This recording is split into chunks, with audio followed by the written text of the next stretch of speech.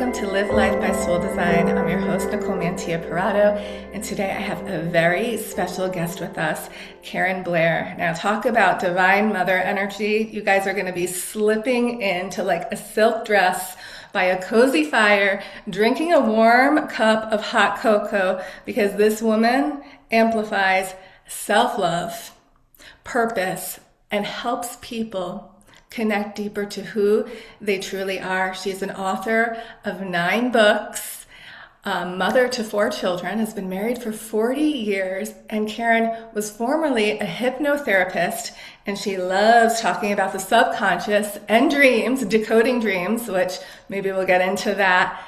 But it's such an honor to have her here during a time of chaos. And for those of us that are highly sensitive beings, it's hard to move through things, especially when we're showing up and we're leading and we're caring for our families and we're caring for our clients.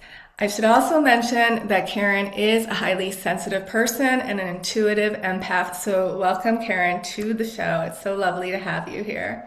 Thank you so much. It's so nice to be here. And I just wanted to say that my last name's Blaine, in case anyone Oh, wants to check out my books on Amazon. It's fine, but okay. it's Karen Blaine. So, Karen Blaine. And it's Blaine, right? yes, you got Yeah. it. Yes. Thank you. Yes. Yes. So we'll have all her information in the show notes. So, Right. Karen, let's talk about your journey and how you got started on the path of using writing as an outlet to get your message to the world. I will. For me, I'll shorten it though. I'll condense it. Okay. Yeah. I started at 5 years old. I knew I was different. I knew no one around me was like me. But instead of encouraging me to be authentic and to be myself, I was ground down. I was like told not to be who I was. But I wrote. I wrote and I wrote and I journaled at that point in time. I journaled from 5 years old, but I gave it up. I gave it up. Well, I didn't really give it up. I got married and had my kids, and they became my focal point for many years and then my grandkids. But then I started to write. It became, I think, right after empty nest syndrome hit me, I just wanted to write after being a retired hypnotherapist too. It just all started coming back. And so I started to write and I just became like, it's as if spirit opened up my chakras in my head and I needed to write. And so and the more I wrote, the more it was cathartic for me because I was able to finally go as deep as I wanted to go all my life. So that's it in a nutshell. So once your kids left, so that was a trigger of like this new identity, right? Of getting into writing. But did you have any sort of, am I echoing? Is it me Yeah, a little echoing? bit. Yes. Huh. I wonder what that is. I don't Okay. know. You're better now. Okay. Can you hear me now? Did it stop? That. Yes. That was, Yeah. that was. Okay. So, yeah, so did you lose anybody? Because sometimes people lose Yes. people that are close to them. Yeah. My dad started the whole process. And then Oh. I lost my best girlfriend and a couple other people as well. So yeah, you're right. It was the death of people that I cared about. I feel like that happens frequently to those of us, once we kind of do our business. I mean, our business with our children never end, but we get to a point where it's like, okay, now it's time for us to open. I always think that the transition of a lost one is kind of the gifts that come through to keep us going and to give us deeper purpose and almost to heal stuff in the ancestry and process emotions like in the subconscious that we didn't really get to process when maybe some of those people were alive. Yes, absolutely. I always knew I was different, right? And I always knew I had all of this inside. It growing, even my growing up, yeah, growing up with my children because I had them young. I felt different than a lot of the other moms and stuff like that. And I couldn't understand why.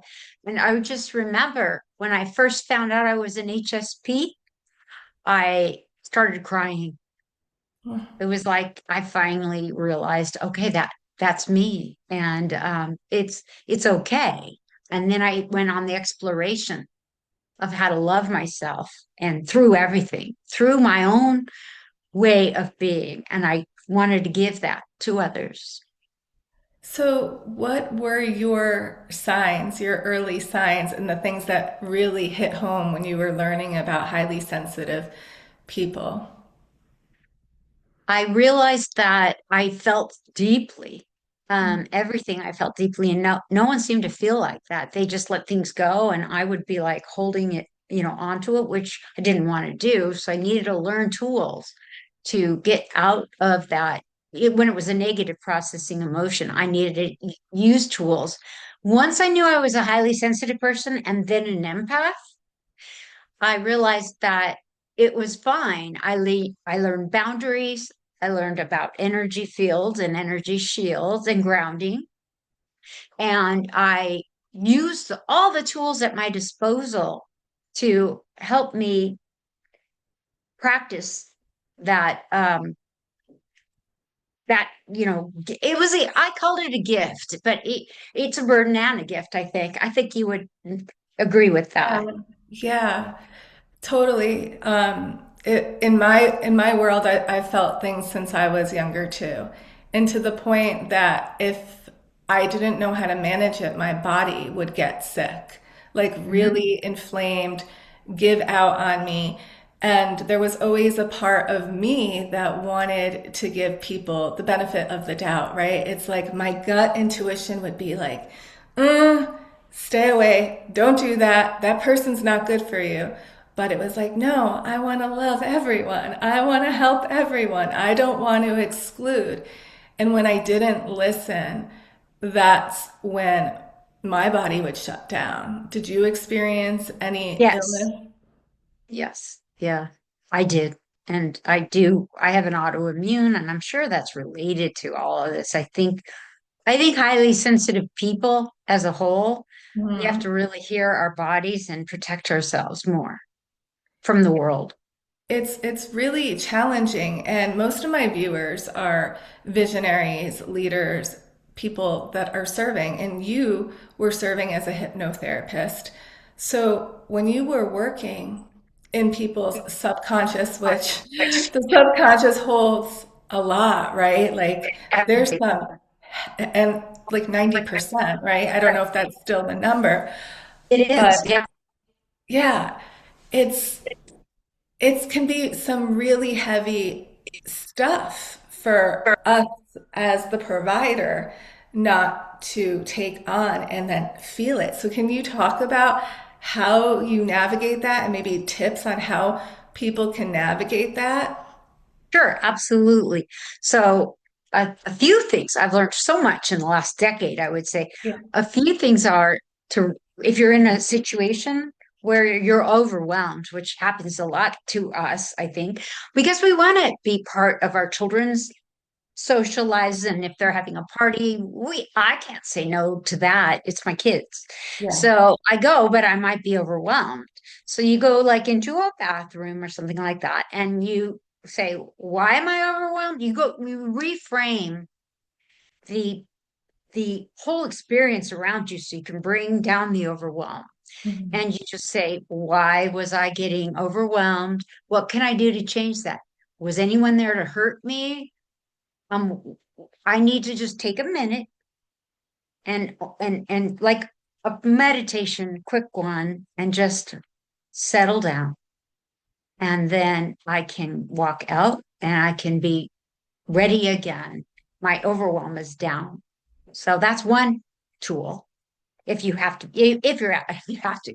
I'm an introvert completely. So I say, if you have to be at a party, Yeah.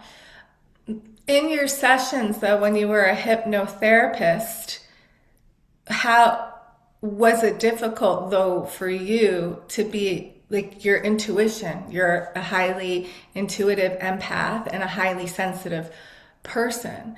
So, how did you do when you were navigating that kind of terrain with certain people and having those Really conversations? good question. Yes. I think that for them, it was a matter of so many people. And it doesn't matter if you're an HSP or not. Yeah. They they come to me and I need to give them once they're settled, Mhm. why I call it conversational hypnotherapy. Once the candles are lit, Mhm. fire's on, the cocoa's there, like you said, and then maybe a warm wrap so they can go deeper and close their eyes and feel the presence of just the the relaxation of the world and the universe. Then I give them affirmations that I believe they need, such as I love and accept myself. They're simple affirmations they can do every day, but when they're in that deeper state, they will absorb them more because it's their subconscious being reached. So it's things like I am good enough, just the way I am. I love myself, always. I love myself and I believe in myself. And I am a uniquely special person. Affirmations like that, because too many of us don't own that. And Yeah. it's, No, it's true. It's easy to say words, but to believe them, right, yes, is another thing. And to actually say it and feel it encoded in every cell and molecule of your body, which I think is such a challenge sometimes for highly sensitive people and intuitive empaths. I think so many of us really, we say maybe, oh, yes, self love, self, but it is one of the biggest journeys to love yourself, stop people pleasing, give up perfectionism, and to really feel comfortable standing strong in your uniqueness. absolutely. You said it all in that sentence. So many of us, I don't know why we take on that perfect. I wrote a book called The Illusion of Perfection because so many of us Yeah. take on that idea. And so what I wrote about, because I really researched it, is nobody's perfect. We are human. And so we don't want to be perfect, actually. And then I explain why it's so important not to want to be perfect because it just creates an impossibility and then sets us up for all kinds of emotional problems. That self-love that we've kind of felt, Yeah. it starts to go dig deep into that and take it away, hurt it. So I'm absolutely against trying to be perfect now. Yeah, it's like wanting more and more and more and more and never satiated, right? Like Yes, it's like no matter what you get or where you get, if you're holding in that energy, if you're in that frequency, you'll never be happy, whether it's how much you weigh, how young you look, how much money is in the bank account, what kind of clothes you have. Like it's never gonna be fulfilling if you're operating from that mindset. and I don't care who you are. Yeah. Even if you're like I'm not putting it down, but even if you're like a really shallow person who just lives life on that edge, you're going to eventually it's going to catch up to you. Just sitting on the edge of life, trying to work on your career and do only that, you're going to eventually feel like, oh, I'm not perfect at this. And is what's wrong with me? So I think anyone can benefit, I think, from analyzing why they're doing that with themselves. Yeah. Just looking at you, I see so much of this pale pink ray, and I have to just speak to it because it's the essence of nourishment, nurturing, divine motherly love, compassion, and forgiveness. And you can just feel in your presence how much work that you've done, inner work, to be able to be in such that like relaxed state of being. So I just want to celebrate that. And I think that's also, the power of writing, right? Of writing those Yes, 9 books. it is. It is. It's helped me immensely. I hope it helps others. It's also helped myself. Yeah, because it's a tool of alchemy, right? As you're writing it, Yes, you're absolutely.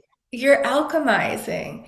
And then to give those words to other people are the activations that help people alchemize. So, Right.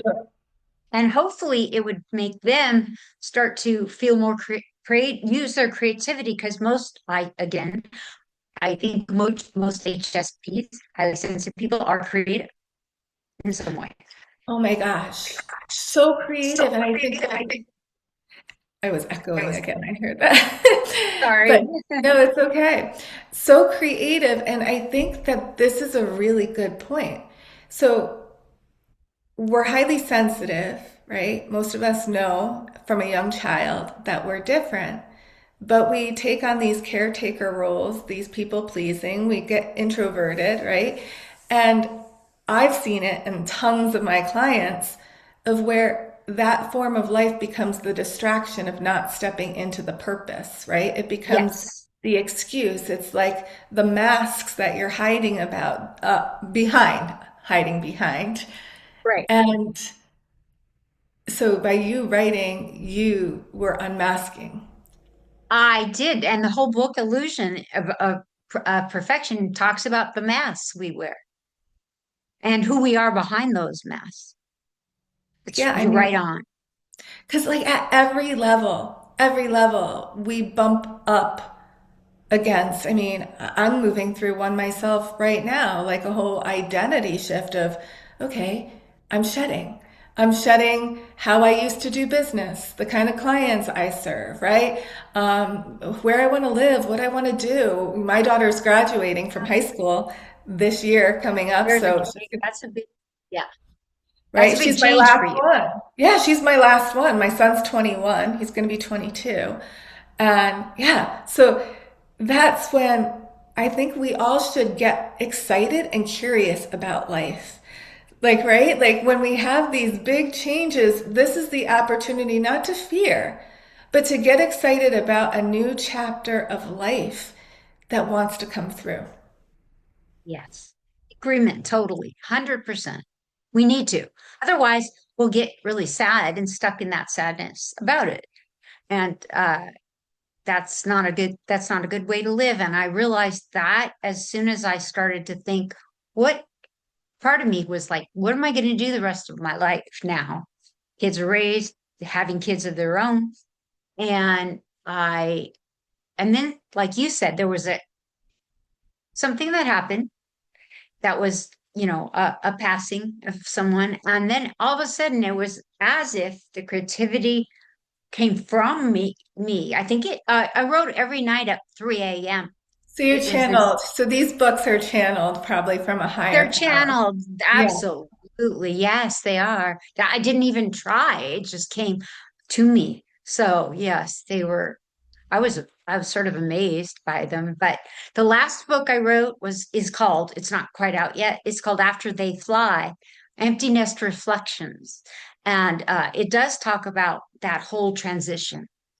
Beautiful. I'll have to check that one out. As I'll you let were, you know when it comes yeah, out. yeah, yeah, definitely let me know. But as you're saying this is exciting because I'm getting a picture from Spirit of like how many of us, you and when you went through a process, but how many of us are going through this process where we don't realize how cluttered our energy field is. Like Yes. how much is going on in our auric field that blocks our connection to the divine and God and a higher power. Now, I know it's all within us too, but there is a source that we plug into that can fuel us and give us resources, reserves, energy, information. And just like, maybe you're not a hoarder in your house, right? Maybe your house is clean, but maybe all the trauma and all the things that's in your 90% of your subconscious is like your whole energy field is like a closet with boxes and stuff, like just a mess, right? And you're wondering why you're stuck and stuff's not moving and you're not channeling. But it's once we start clearing that up, and I think every time you do something, whether it's writing a book, right, or something creative, A picture, whatever it is. right, we start to let go of that clutter. We start to process the emotions that have been bound up. And I think that that's what really opens us up to our greatness. And I think that so many people who are disconnected that are like, what is my purpose? Who am I? What am I here to do? They're not really accessing it because they're trying to figure it out instead of trying to really heal and work through their emotions as being a highly sensitive being or an empath that isn't even aware that they're an empath. I think we're all empaths, to be honest with you, I don't disagree with that. right? I agree. We all Yeah. have that potential inside us if we just dig deep.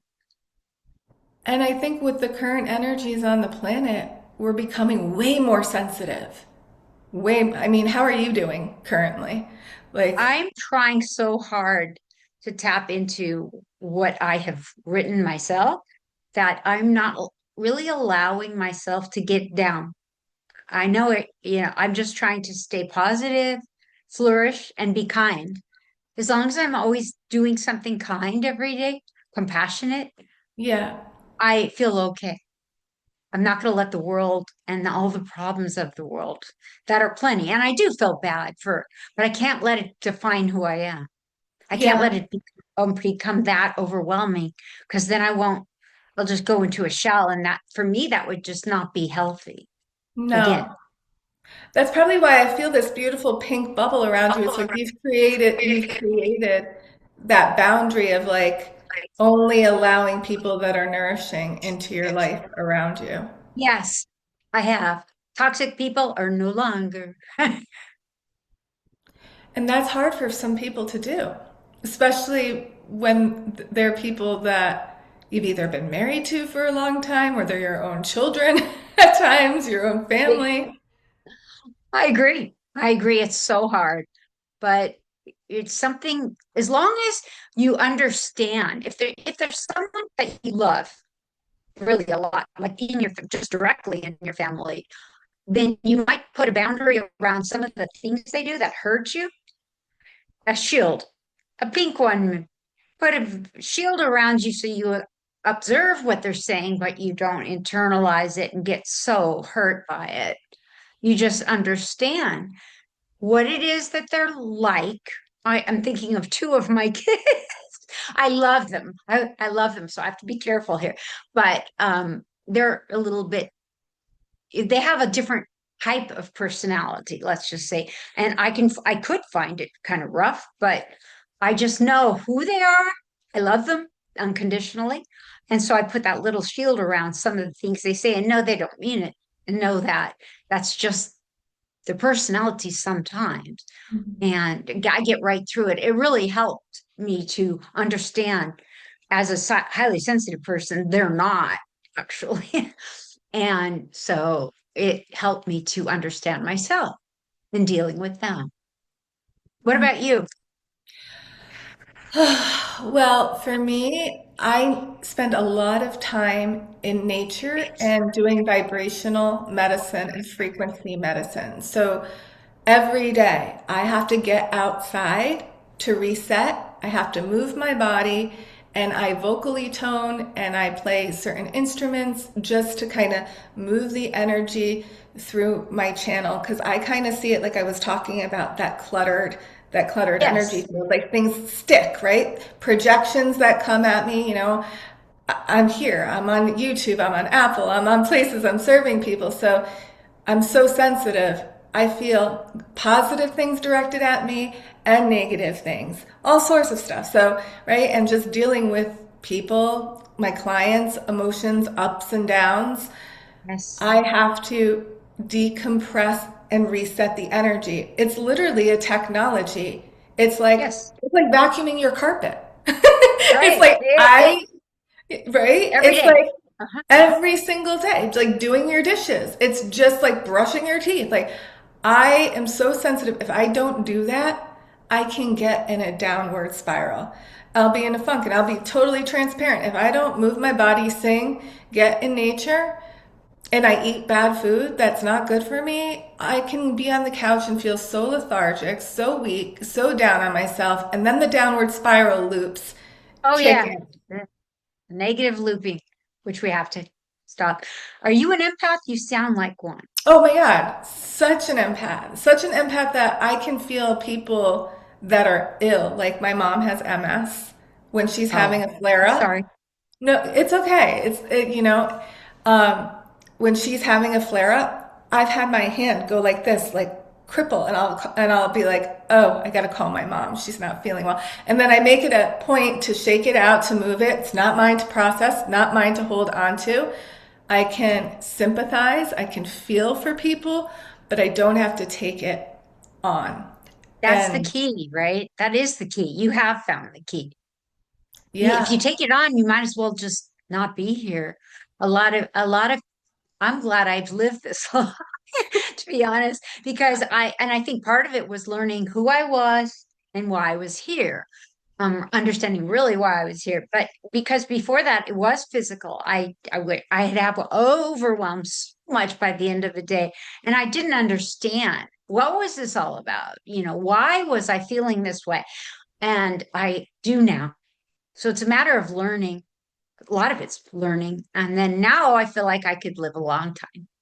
yeah. I mean, without it being managed. This is Right. what I went through a period when I went through my spiritual awakening and I knew I was a channel and I started to accept it. It was kind of like I would feel like this energy of, I want to go home. I want to go home. I want to leave. I want to go home. But then as I healed myself and I realized it was a gift, more of a superpower where I can Yes. Yes. actually help people because I'm seeing what's in people's energy field and their Right. subconscious. Just kind of Yes. how you were saying, you did that too, your subconscious speaking, and we can get more into that. But I was like, that's my superpower. I feel people beyond words. I can feel memories. I can feel things they're holding on to. I can feel what's heavy. I can help them clear it. So that's actually a gift because Yes, it is. that's what's plateauing people. That's what's keeping people stuck, not in their purpose or their mission. And I have more compassion, as do you, Yes. because I know how heavy it is. I know how you can get anxiety like that, depression like that, like especially in the winter months. Oh, yes. Where are you? I'm in New What area? York, in New Okay. York. So I still have to get out there no matter how cold it is. I Good. mean, that's my medicine. Hmm. Yeah. Yeah, I'm in California, so I'm luckier about the weather. I can get out every day pretty easily. So this is So, what I love about your presence. And you guys who are yeah. watching this, you probably noticed this about Karen, is that when you are a true intuitive empath, people open up around you and the conversation flows and it's like in just a calming way of what wants to be said. So thank you, Karen. You like hold space for truth to come out or for people's feelings to be expressed. And that helps them with their authenticity, to become real within, helps people to, take it as a superpower because it is for everyone. Like you said, everyone can have empathy and empath tendencies. And so let them be real, let them be authentic, let them be themselves and understand that that's the way they need to operate in the world for them for them to understand themselves and feel love for themselves. I believe it all ties together. So, what's been your biggest challenge with speaking these new truths that you channel? Because you've channeled 9 books with a lot of Ah, information. there is a lot of information. I agree. Well, I wrote them and I want people I just want people to read them and maybe hopefully help. That's it. It's my whole goal. And so if they read them and get something from them, I'm happy. That's it. That's great. So, you didn't have any challenges about coming out at first with the content, like when you first started doing this and the books you were putting out there and getting on these podcasts? Was it challenging for you to get on there and like speak your voice and share? Because not everybody can do that. Right. And I'm an extreme introvert. Yeah, that's How- what I'm saying. However, I was a speech communications major in college, so go figure. I think I've always liked to speak, and especially if I'm passionate about something. And Mhm. then my fear goes away because I go right into the subconscious and I'm just talking to you from there. And it pulls out. And it's what I believe in so strongly that I'm no longer shy and introverted. It's the only time. I know, I love that because it's like I feel like your divine blueprint thrives on intimacy and Yes. connection, but one to one Yes. and going deep and Uh-huh. going deep with that person. And what's so beautiful is because it's your blueprint, like you're wired, just your presence does it. Like it's like almost once you say yes to it, once you said yes to this path, it was like, okay, it's effortless. I can extract stuff out of people just from holding and being present. Yeah. Yes. Yes. And I love to. I love to ask questions because I love for people to tell me about themselves, you know? That's important. Yeah, it's a genuine no, you genuinely want to know, which is so beautiful. Genuinely, I care. I do care. Wow. I have a question because I keep seeing your throat chakra. Do you sing? Yes, I do. Oh my God, okay. I keep seeing they're like her throat singing. I'm like music, singing. Tell I me was a about that. singer before I became a mom. I was a singer. I had a band and I played in places and I was a singer. I wrote music. Okay, this is like so divine because most of the authors, okay, the women who are authors that come on my podcast, it's like this spiritual connection. It's like a higher power brings us together. And one, they start writing. Mhm. I'll have to send you a podcast with my friend Bernadette, who she was on. She's a medium and she started writing after she lost loved ones. And she has her own album and does music too. And songs just like come through her and they heal her and they heal others. And what she did is she wrote books, and some of the books have music that go with the books that you can listen. Beautiful. So That's I felt called to share that with you. Who knows? Maybe music is really healing for others from you. I feel like you have a very healing voice. thank you. Well, I I I have a rock. It's mostly like rock because I was raised in that generation. Yeah. And I have a couple of ones out on YouTube of my songs. So you were right on when you said that, your throat chakra. It's so interesting. But it's like it wants attention right now. I'm like looking at it and it's like, girl, you need to sing again. Like, girl, you You need know, to you're right. I was singing this morning The Sound of Music, see. And and yeah, yeah, and I was just like, I need to do more of this. I need to do my scales again. I need to go back and do my voice. And that was just an hour before we went on here.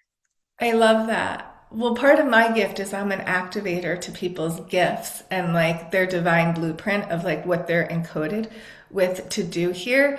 So people always say before they meet with me, certain things start happening and then they start doing different things after meeting me. That's Uh, amazing. yeah, but that is coming through so much for you. It's the music. I feel like it's going to open up and connect you to even more books and more information. That whole vocal channel is like going to expand your capacity of genius. And it's like these are legacies. These books that you're writing, right? They're I'm legacies. hopeful. I'm hopeful. They Maybe will. they'll They will. yeah. They will. So you wouldn't be called, we get called to do it. Not only do they heal us, right? They heal us when we're writing and when we're singing, creating music, whatever our creations are, art or Mhm. anything. Um, but the right people will find it. And you just getting on all these podcasts is amazing because it doesn't matter if it's just like 5 people who buy it, like from this podcast or more, you never know. Let's put out the abundance for all Karen's books for people to read it far and wide. Like Thank you. literally, right? But Let's real quick, I have a question for you. yeah, yeah. So, how did you learn to coach and help others in your and change your practice from you were saying how you went in a new direction? Okay, so I was a microbiologist for almost 20 years. Oh my Um, goodness. That's yeah, amazing. I love that. and so when I was little, I had all these gifts. Like I knew things about people, but I knew things that I didn't want to know. Like I knew when people were molested. I knew when bad things were going on in people's houses. Like, so that kind of made me want to shut down, right? Of And course. and I was Yes. brought up Catholic. Hmm. So any of the things that I was feeling, I was kind of told that's not of God to know those kind of things about people, right? But then Mm. I started speaking in tongues and singing angelic tones. I started singing all the time. I sounded like I was singing in the opera. It was like That's great. it would just come through me, but it was like You how know, I you would, have a singing voice. You can yeah. tell when someone has that melodic voice as they speak. Yeah, so that was coming through me, but I kept shoving it down. And there would be periods in my life where the dial would get turned up, and it's like, no, you need to look at this. And my mom actually started speaking in tongues too. And so she knew I did, but I couldn't evolve with my gifts because it was so boxed in Catholicism. And so as I got older, I couldn't deny it. I mean, this is such a long story. I'm going to fast forward on it. But it came to a point where I got really, really sick. And I had spinal taps, MRIs, all these things, mystery illness. I even got Bell's palsy Uh, on my face, right? Um, and they couldn't figure out anything. They actually said I had trigeminal neuralgia, but I think they just like stamped that on me because they really didn't know what was going on. mm, And then I took it upon myself to heal my body with sound, with my voice, with what I now call light language. I don't call it tongues. I call it angel language and light language. It was coming through me, and all these songs were coming through me, but they're not, it sounds otherworldly. They're not even, they're melodies, they're symphonies. And I layer them with my voice, and I started to heal myself. And that was part of my journey. And I had to leave my first husband. And so that was my initiation into a whole new realm of showing myself that I had to be authentic and in my truth, or I was going to have autoimmune diseases. I was going to be exactly. sick. I was going to have all these things wrong with me unless I stood up to who I truly was. I was losing everything. My marriage was falling, like everything was Mm. like falling apart, but I was losing it to find myself. And Yes. and then I found myself, and then I rebuilt a whole new life from the foundation of who I truly am. And so How did you find your authenticity like that? I was sick. I Oh, was yes. So you looked for a reason yourself It in your started own. coming. It started coming through. Just like when I was a child, I couldn't control it. Like I would just be sitting there and like it would be like like all these songs and light language would come out of my mouth and then I would soothe myself with it, right? Right. So that started happening again as an adult, but this time it was way more. I mean, I would say it was happening my whole life, Hmm. but it really came out to the point where I was seeing colors, I was having visions, and I was like, do I have a brain tumor? Is there something really fucking wrong with me right now? Because Yeah. all this is happening. So I used my innate gifts to heal myself. That's And then it, amazing. and then That's those gifts, I became a channel. It good. cluttered my field. And then I became a channel for God and the divine to work through me in the way that I was supposed to be. here. Like I had to remember what is my mission this lifetime? I was born for a purpose, and all that heartbreak and all that repression was to show me my power. Yes. I'm glad you were able to learn that. That's an amazing skill that you were able to finally tap into all of those emotions and understand them. Girl, you should have a podcast. Look at you. See, look at the space that you hold. I'm like, this is turning into an interview about me, but I, this is such a gift that you have.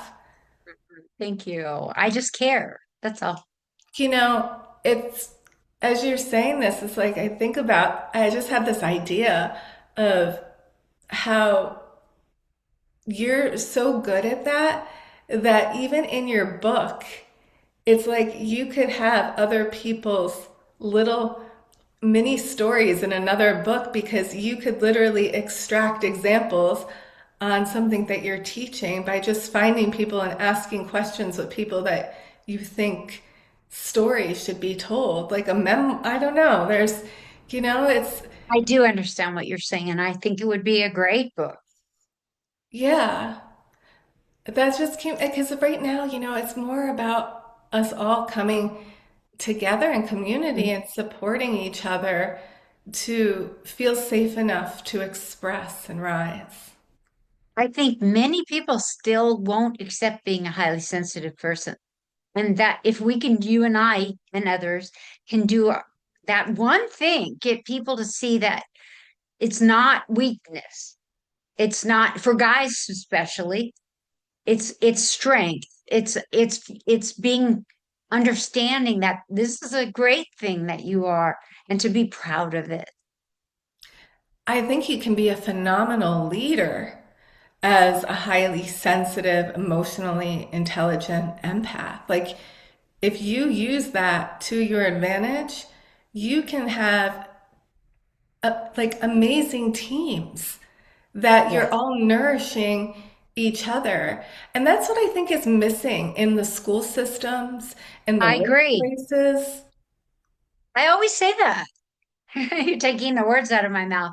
I always say there should be a class that accepts people for who they are and builds people up. Not all about success in the final product, but about how to enjoy the journey, how to love themselves through it. We don't have any of those kinds of teachings in school, and I really wish we did. Nobody teaches us how to love ourselves. No, You know? I mean, really. I mean, how I did know. you learn how to love yourself? Hard work, like you did. Hard work, understanding that. Oh, well, it was almost an awakening.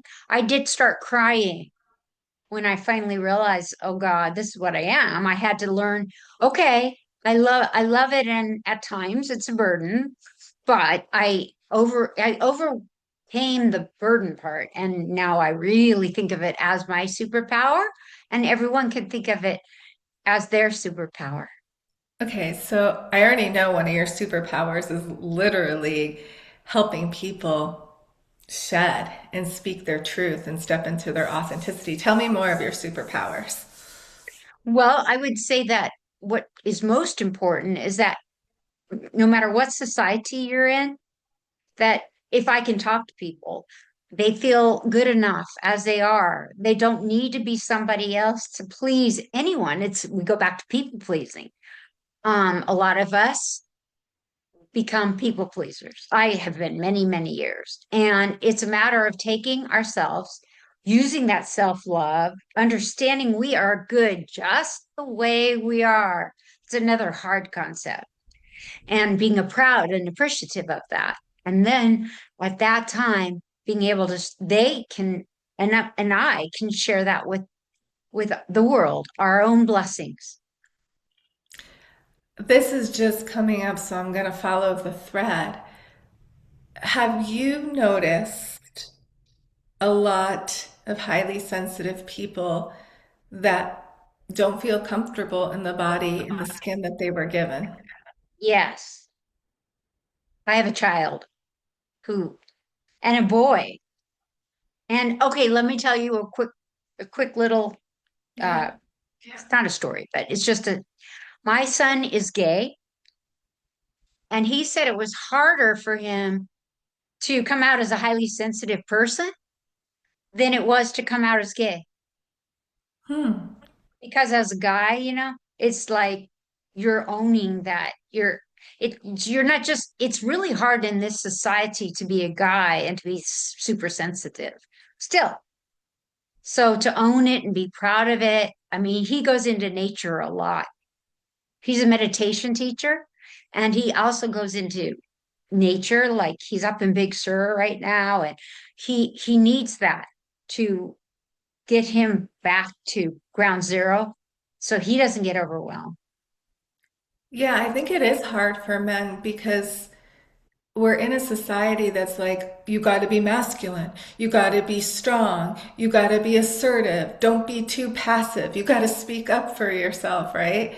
And whether you're gay, straight, as a man in general, there is just as much pressure on men as there is on women, I think. But I think there's more support, unfortunately, for women than there is for men in their sensitivity because they have that wound of not being enough because the archetype of the man Yes, is hard to live up to.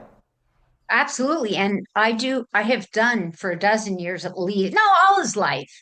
I've done, I have understood. So it was innate for me. I have given my kid what I didn't get. I became the opposite. I called myself opposite mom. And I gave my kids so much self-love. And I know that becomes a buzzword, but that's what I did every day. I considered them each, I have four, right? And I considered them each for who they were, acknowledged who they were, and worked on that and gave them so much self-love. And then I could see Tristan needed it a lot. And I really made sure that he got it from an early age. And he says he's really grateful for that because now he doesn't have as much, he owns it now that he is that way, but he doesn't have as much, I would say, damage from the fact that some of us weren't given that, weren't given that. Sometimes I go, wow, what would my life have been like if I'd been supported since I was really little? But that's okay. No, let's answer that question because I think it's huge. I think, we're like cycle breakers. We're parenting different than the ways we were parented because we didn't get that love that our sensitive souls needed to flourish. Like Yes, we were loved based on the capacity that our parents could love us, but our souls, it's the same thing with relationships. When you're a yes, highly sensitive being, an intuitive empath, you crave depth and intimacy. Like, if I don't have depth and intimacy in any of my relationships, they're not in my field. absolutely not. I same. You could be speaking my language. Same. So yeah, so Even tell friends too. I'm that way with friends at this point. I I can't.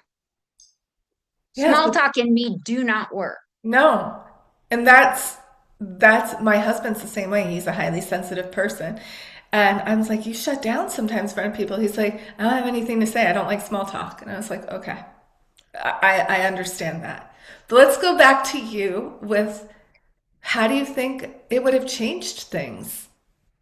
Oh, had I been acknowledged Yeah, what do you as think the you would have been doing? I would be a different person. But then I might not have been able to write. I might not have been able to understand. My book that's out now on Amazon is called Misty Mirrored Memories, Trauma to Triumph. And for the very first time, I brought up my childhood in a poetic way. This is a very poetic book. Yeah. And I was able to say it without any kind of piling on any kind of guilt or anything like that. Not victimy, not playing a victim. I don't like to do that, but acknowledging that we have it and how to triumph over that. So I don't think I would, answering your question, I don't think I would have been as creative because a lot of times creativity comes from that inner pain, inner hurt. And if I had had parents who totally understood me and siblings, I don't know who I'd be. I think you're on point, and that's beautiful that it happened the way it was supposed to happen, right? And Yes. I think what makes you so beautiful and so strong in your presence is the fact that you've done all of that work. So that's why your energy field, your presence it does the work without you having to even say so much. It's like a feeling around you. Thank you. You too. You have it too. And so I think we should celebrate all of us highly sensitive people and intuitive empaths right now should celebrate the shitstorms in our life that we have alchemized, how we have grown and how we have become strong because we have developed more compassion and faith Mhm. and perseverance and resilience. All of that. All of It's a it. blessing, That's right? It's the yeah, superpower. That's yes. And it's such a good way to live your life. It's the best way. truly is. Mhm. Wow. I'm just taking a breath in with that because that's moving a lot of energy for us. Yes. Like, we don't have to try so hard to be something else. Why can't we just cozy on in to the divine skin that we're in and let our soul emanate the way it wants to shine in it? I feel like that's such a message. Like, maybe we could all just drop some layers right now of holding patterns that have been dimming our light. Yes, exactly. You said it. Dimming our light. We don't, we want to, maybe what we want to do is process them so that they're worked out, process them in our head, and then release them. Yeah, because the processing is the most important part because then you have the gems. Like if you didn't process it, you wouldn't have people wouldn't find it relatable of like, oh, I've been there, Karen. When I'm reading your book, it's like you're speaking to me, you know? Yes. Yes, I hope so. Oh, I'm gonna have to order a couple of your books. Can we talk about oh my goodness. So I see there was three that I wrote down. I didn't see all nine titles, but I saw Subconscious Speaking, Who Hmm. Are You?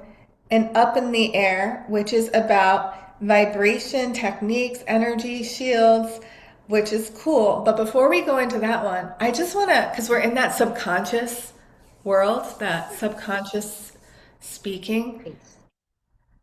Do you want to do something fun? Should we be like Yes. co-creative in this?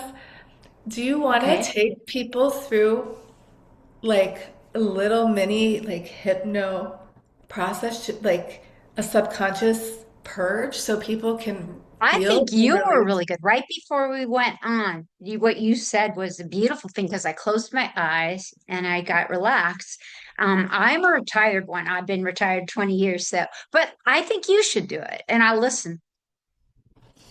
I feel like that you have that. How about we do it together? How about we Okay. go back and forth? Because I feel like let's pick a theme. Let's pick, Okay. how about, what do you think? Perfectionism? I think people are hard on themselves. I agree. Okay. So we'll set the intention. We'll let spirit speak through us and we'll go back and forth and I'll pass it to you. And Okay. no force, no pressure. This is perfectly imperfect. That's right. That's my book. I love it. Okay, so I invite everybody to just close your eyes and smile. Just smile and signal to your body that everything is okay. Everything is working out, even when it feels hard, even when you're uncertain and you're unsure, even when you're tired, depleted, and overwhelmed, just smile and feel the freshness coming in. And your body wanting to take deeper breaths, to breathe even deeper. All the amazingness of life that you still have left to live. Breathe in that life force, literally that life force, and let it inspire you on how much life you still have left to live.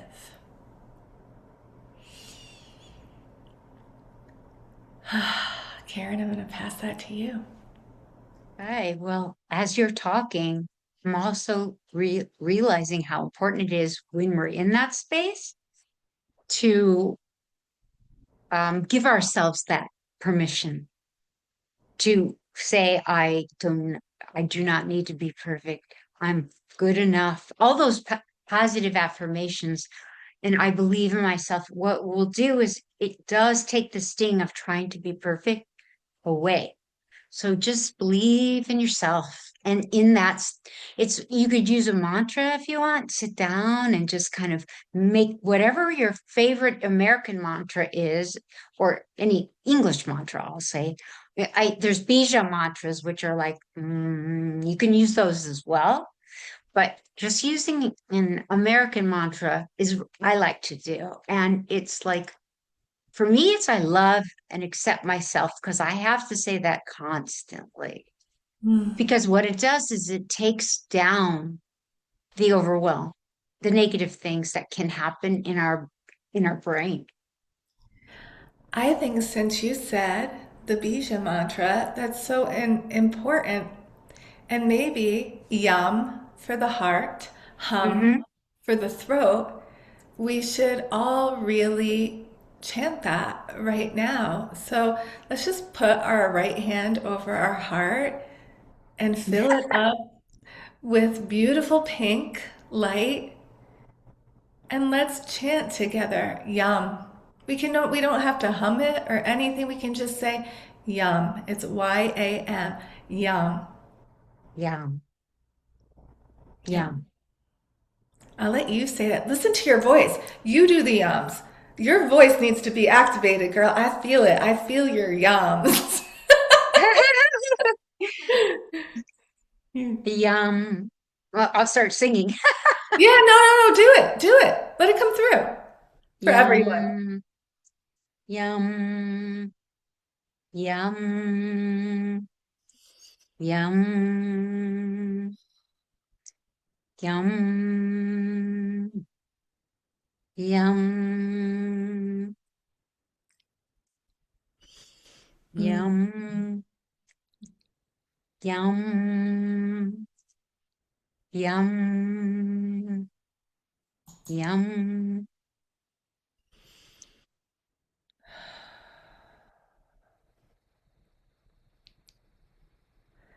Ooh, really let that anchor in your heart. And Karen, will you do the honor with the throat?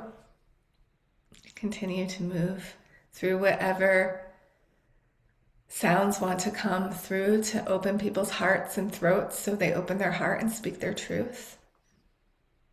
Take away any anger, take away any disappointment, disillusionment, not feeling good enough. Will open your throat, will open all of the closed tightness that you may feel sometimes. It will keep you open, and that is critical. Critical.